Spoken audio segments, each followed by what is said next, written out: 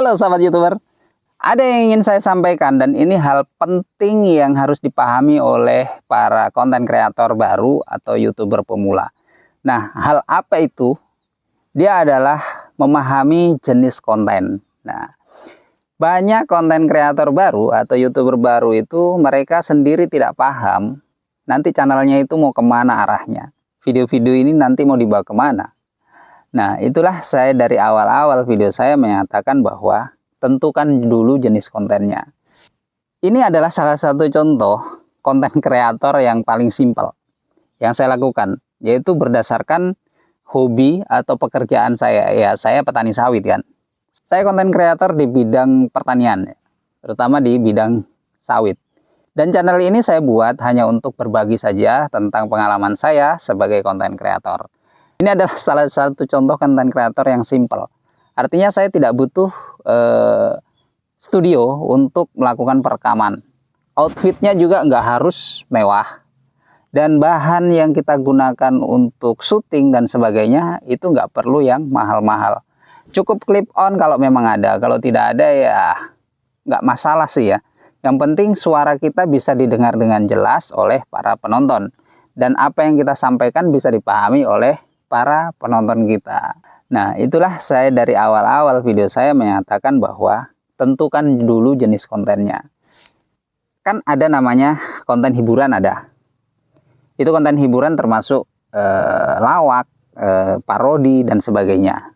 Atau nyanyi, itu semua hiburan. Kemudian informasi. Jenis konten informasi ini juga banyak. Seperti berita, Anda sampaikan perbedaan ini dan perbedaan itu. Ini fakta atau hoax dan sebagainya. Kemudian yang terakhir adalah edukasi. Edukasi ini menyangkut tutorial ya. Tutorial YouTube, tutorial make up, tutorial masakan, tutorial cara membuat apa, DIY dan sebagainya. Nah, ini semua ternyata para YouTuber pemula ini belum paham channelnya mau dibawa kemana. Sehingga mereka kesulitan untuk mencari penonton. Bahasanya mencari subscriber itu ternyata susah. Sebenarnya enggak. Yang susah itu ide Anda. Ketika Anda sesuai dengan minat penonton, ide Anda sesuai dengan minat penonton, dan Anda buatkan video, insya Allah penontonnya ada. Ya kan? Saya mohon maaf, bukan saya menggurui, bukan. Ini hanya berbagi. Nah, ternyata memang niche atau jenis konten itu menentukan penonton kita itu siapa. Nah, ketika saya membuat channel di bidang pertanian misalnya, penonton saya kan kebanyakan dari seprofesi saya lah ceritanya. Ketika saya membuat konten tutorial tentang tutorial membuat YouTube, itu berarti penonton saya adalah mereka yang membutuhkan informasi tentang dunia per-YouTubean. Jadi yang ingin saya tekankan adalah jangan dulu buru-buru membuat sebuah channel ketika Anda sendiri belum siap untuk apa channel itu dan seperti apa nanti Anda buat video-video di channel itu. Oke, ketika Anda mengejar monetisasi, mungkin dari 10 video, antara 1 sampai 10 video itu penontonnya bagus, ya kan? Nah, beda lagi ketika nanti sudah monetisasi. Ketika monetisasi diterima, disitulah letak sebenarnya tantangan bagi kita untuk bagaimana membuat penonton kita itu tetap ada di channel kita. Kalau pada saat pada saat awal-awal kita bikin konten itu masih semangat, bahkan ide masih banyak, untuk membuat 10 video saya rasa tidak ada masalah karena ide masih fresh.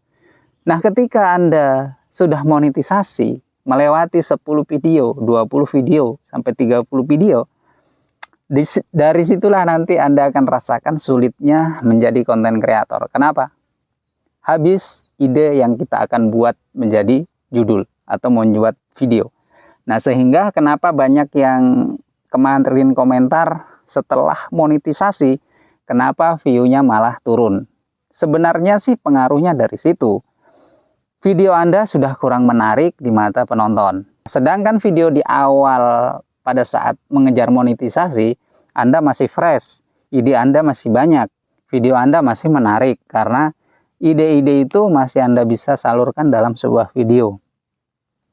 Nah, ketika sudah monetisasi, ide-ide itu akan berkurang, dan kan nggak mungkin kalian akan membuat video yang sama dengan video-video yang kemarin, ya nggak?